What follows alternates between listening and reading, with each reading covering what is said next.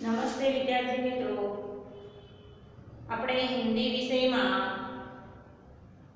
Chapter 7 हार की जीत जो पढ़ चुके हैं। अब उसके कुछ मुहावरे के अर्थ हैं जो मैं आज आपको करवाऊंगी। आप मेरे साथ अपनी नोटबुक में लिखना। तो यहाँ पे मुहावरा है लट्टू होना।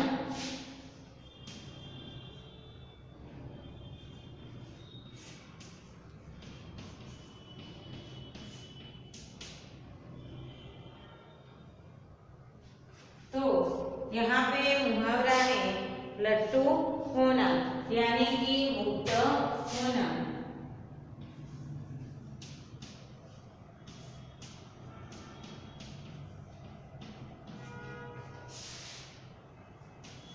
लट्टू होने का अर्थ है मुक्त होना। तो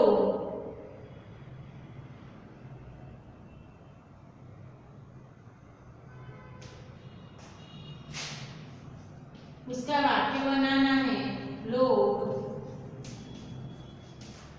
लाल के जादू पर लट्टू हो गए। लोग लाल के जादू पर लट्टू हो गए। चैन आना,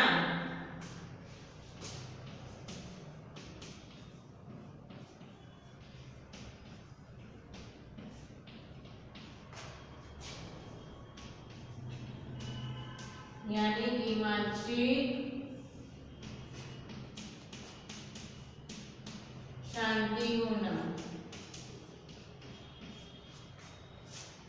चैन आना यानी कि मानसिक शांति होना या मिलना।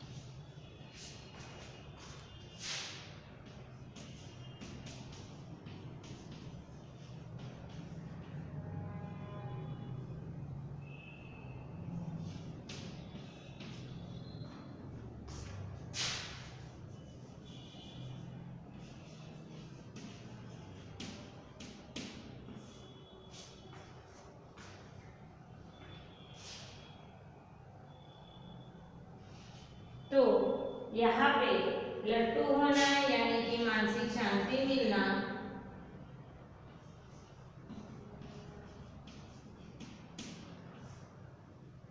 लट्टू होना यानी कि मुक्त होना। लोग लाल के जादू पर लट्टू हो गए।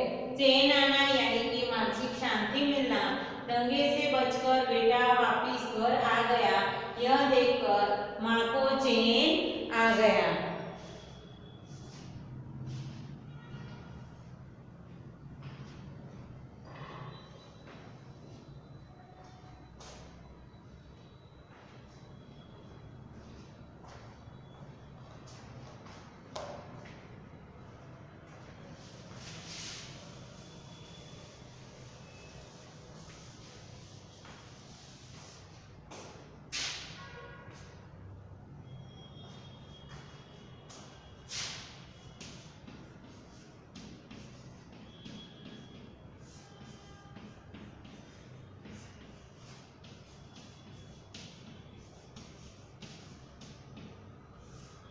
कानों तक पहुंचने का अर्थ है सुनना।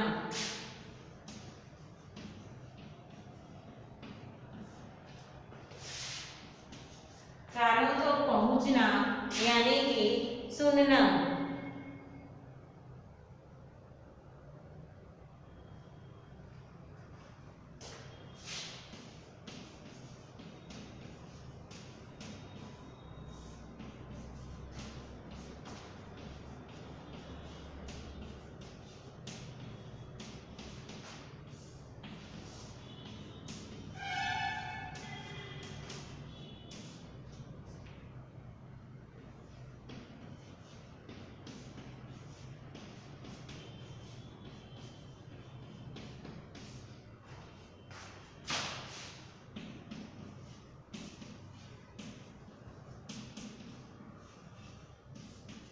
सेनापति के अत्याचारों की खबर राजा के कानों तक पहुंची।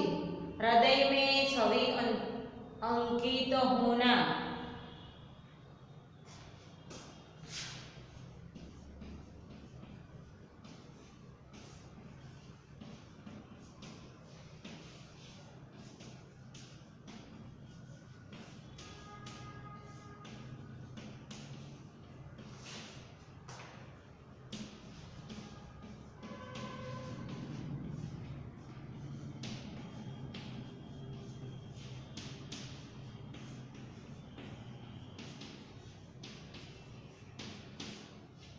हृदय में छवि अंकित होना यानी कि अच्छी तरह याद रह जाना।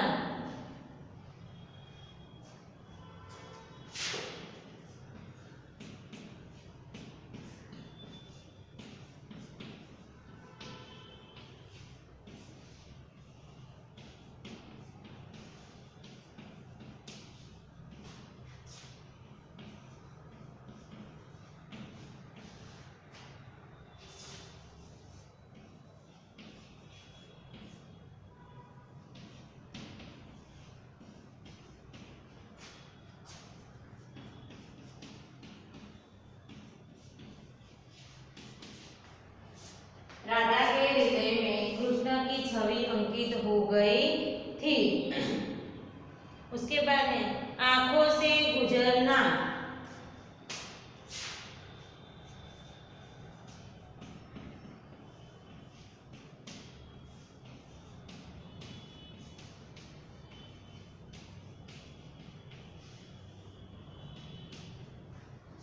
आंखों से गुजरना यानी कि देखना।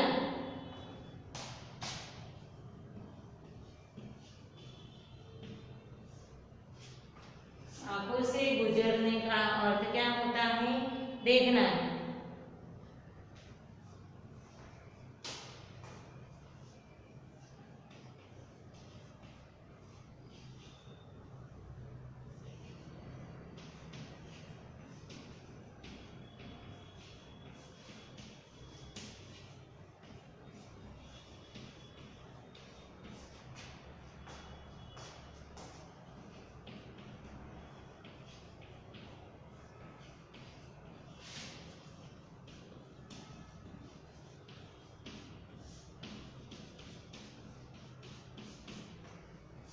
ऐसा भव्य दृश्य, ऐसा भव्य दृश्य,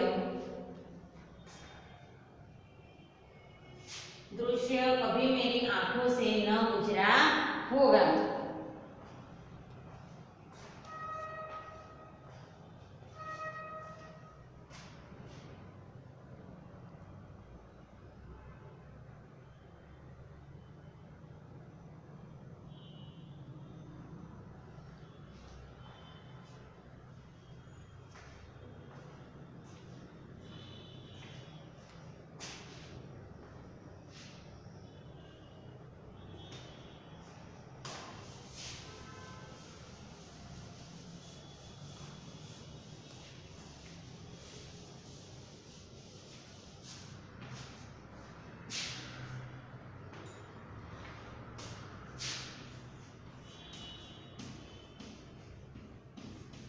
फूला न समाना।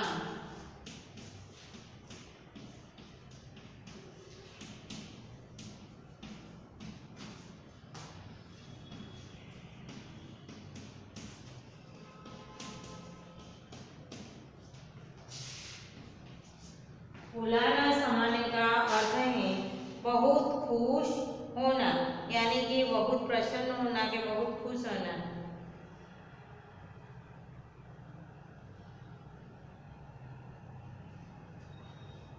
तो इसका वाक्य बनाना है तो लोगों के मुंह से अपने बेटे की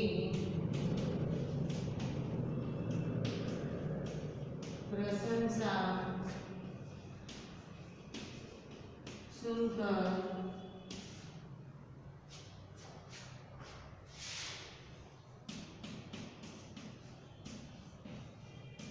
फूलानो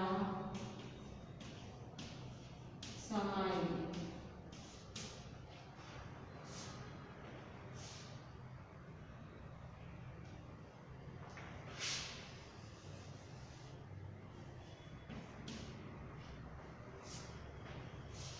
उसके बाद है आगे दिल टूटना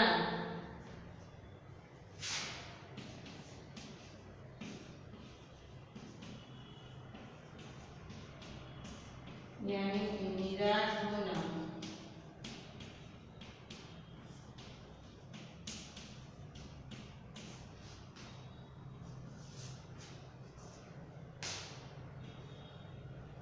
दिल टूटना यानी कि निराश होना। तो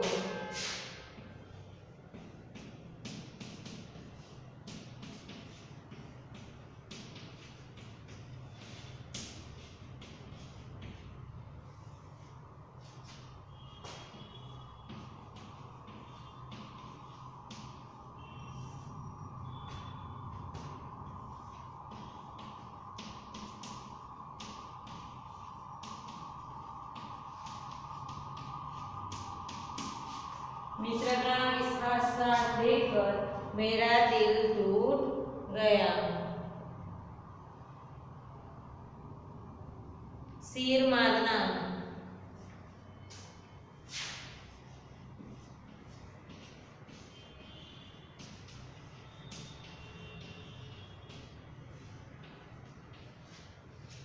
सिर मारना, सिर मारने का अर्थ क्या होता है? तो बहुत सोच विचार करना। सिर मारने का अर्थ है बहुत सोच विचार करना। तो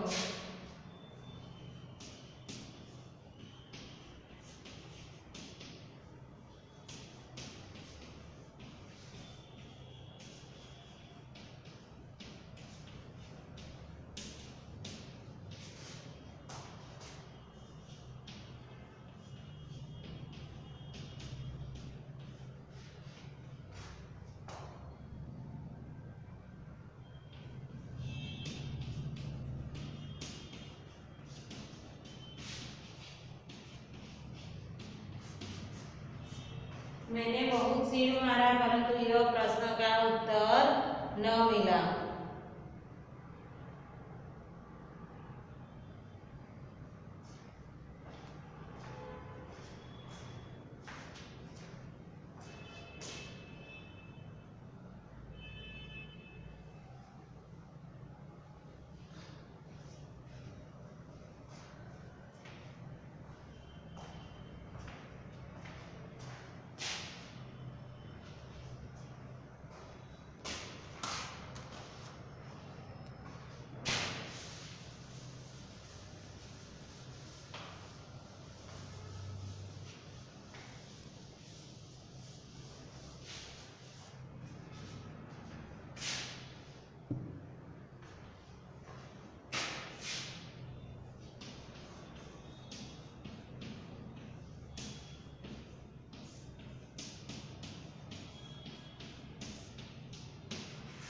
तो यहाँ पे मुहावरा है विद्यार्थियों के आंखें गड़ाना। आंखें गड़ाना तो ध्यान से देखना।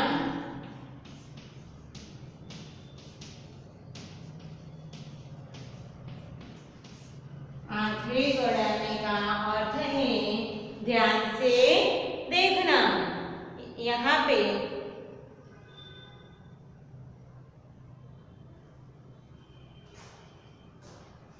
वाक्य बनाना है तो आप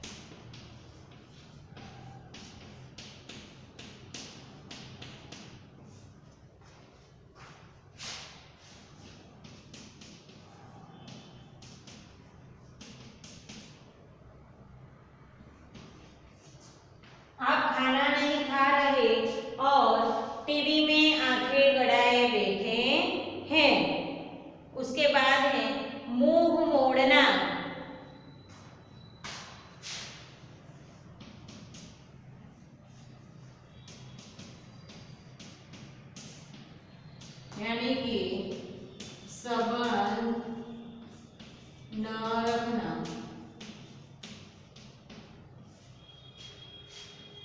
मुंह मोड़ना मुहावरा है, उसका अर्थ होगा संबंध न रखना, तो विमुख होना, संबंध न रखना और विमुख होना। तो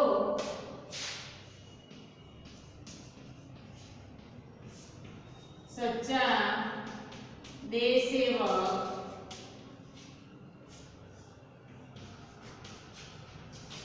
कभी मुंह नहीं मोड़ता। सच्चा देश सेवक कभी मुंह नहीं मोड़ता। उसके बाद है मुख फूल की तरह खिलना।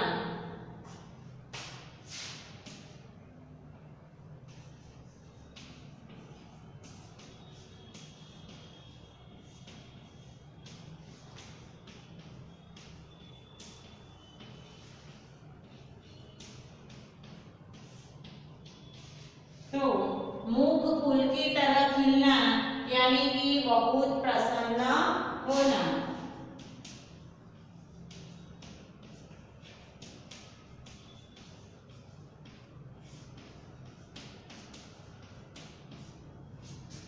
मुख फूल की तरह खिलना, बहुत प्रसन्न होना।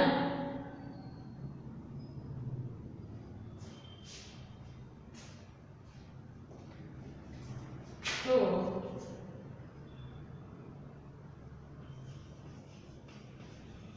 खोया हुआ पर्स वापिस मिलने पर यात्री का मुख फूल की तरह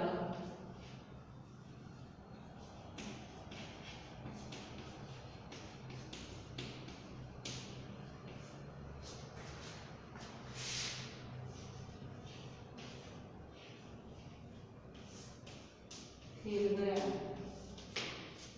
तो खोया हुआ पर्स वापिस मिलने पर यात्री का मुंह फूल की तरह खिल गया।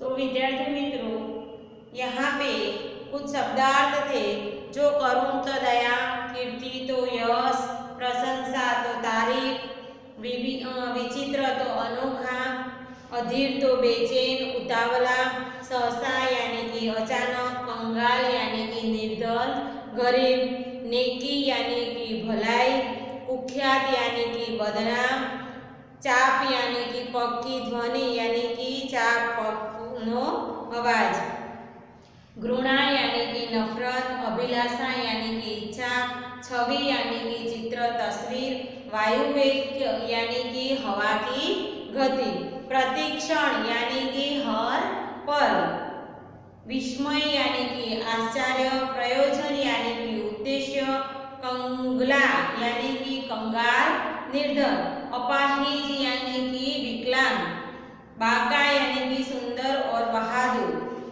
असबाब यानी कि वस्तु सामान, अस्तबल तबेला घुड़साल, अश्वशाला भी होता है, खरहरा वह कंधी या बुरुश जिससे घोड़े के हुए साफ किए जाते हैं, बाग यानी कि घोड़े की लगाम। और उसके बाद कुछ मुहावरे के अर्थ थे जो मैंने अभी आप लोगों को यहाँ पे बोर्ड पे करवाए हैं। उसके बाद आगे है अभ्यास। अभ्यास का प्रश्न 1 है, हम देखते हैं यहाँ पे। प्रश्न एक का सबसे पहला प्रश्न है कि बाबा भारती अपना समय कैसे बिताते थे। बाबा भारती अपना समय कैसे बिताते थे। तो बाबा भारती गांव के बाहर एक छोटे से मंदिर में रहते थे। कहाँ रहते थे? बाबा भारती थे एक छोटे से मंदिर में, गांव के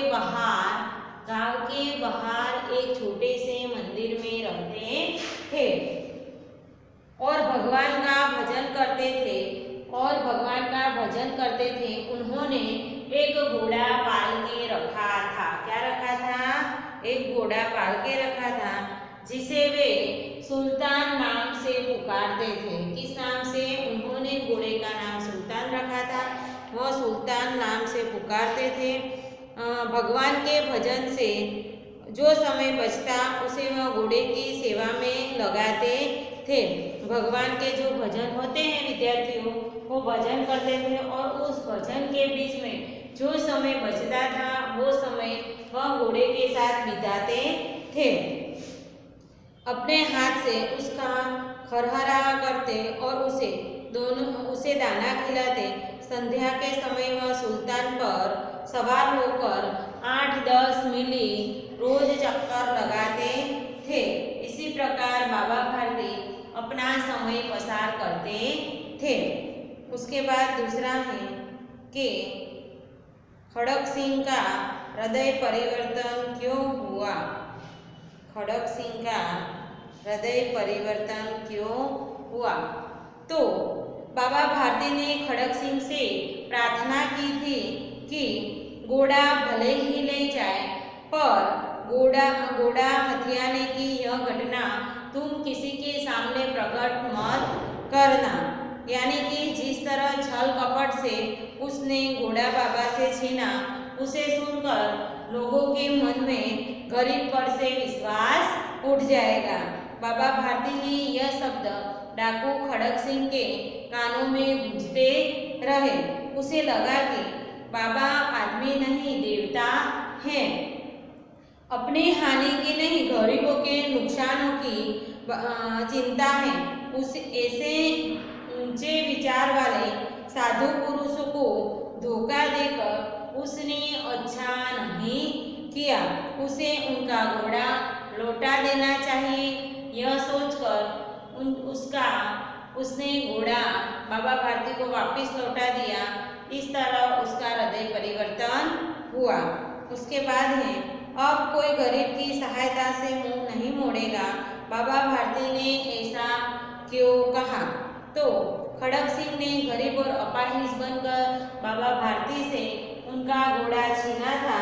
धोखा देकर उन्हें डर था इसी घटना के बारे में अगर लोगों को पता चलेगा तो लोगों दिन दुखिया हैं जो लोग हैं उन पर विश्वास कभी नहीं करेंगे। और लेकिन खड़क सिंह जिस शाम को बाबा भारती का घोड़ा ले गया था उसी रात को वह वापिस बाबा भारती के अस्तबल में घोड़े को बांधकर वापिस चला गया था। अब खड़क सिंह की धोखेबाजी की बात फैलने का डर नहीं था, इसीलिए बाबा भारती ने कहा कि अब दिन दुखिए पर कोई अविश्वास नहीं करेगा, सब दिन दुखियों की सहायता करेंगे। यदि बाबा भारती की जगह आप होते तो क्या करते?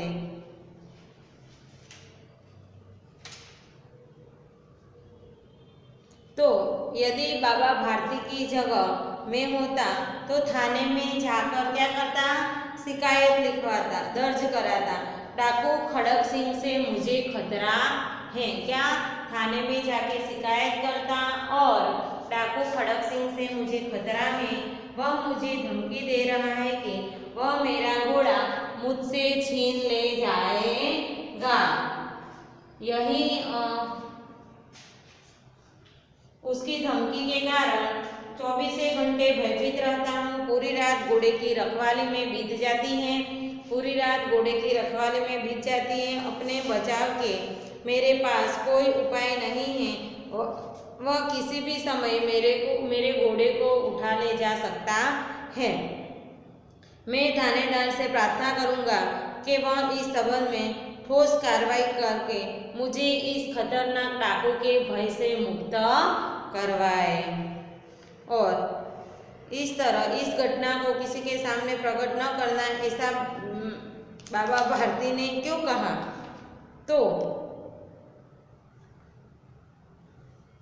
बाबा भारती ने इसीलिए ऐसा कहा कि अगर ये घटना लोगों के सामने आ जाएगी तो लोग दीन दुखी लोगों पर विश्वास नहीं करेगा और उसकी सहायता नहीं करेंगे।